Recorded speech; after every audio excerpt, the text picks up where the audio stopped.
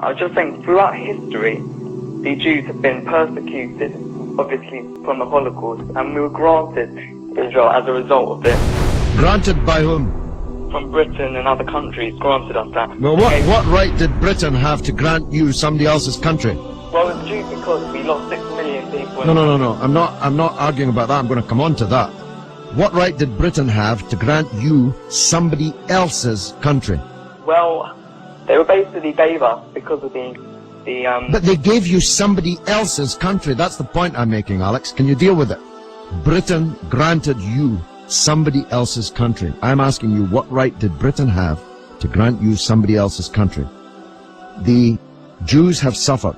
They were subject to regular discrimination at best and murder at most. The one place in the entire world that Jews were neither discriminated against nor subject to pogrom was the Muslim world. That's why, under the protection of the Muslims, the Jews left Europe.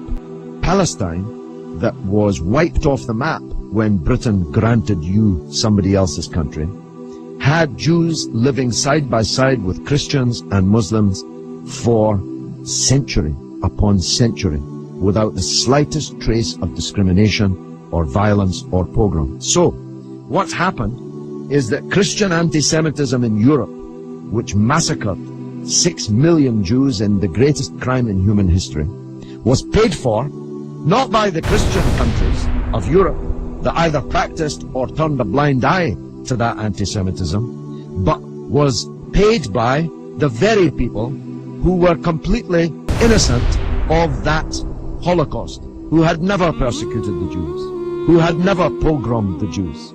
And that seems to me to add insult to the injury suffered by a people whose country was wiped off the map, who were dispersed into exile, to make way for a Zionist idea which was granted to European Jews by Britain, that Britain had no right to give away somebody else's country. It seems to me an all-round injustice, don't you think, Alex? Yeah.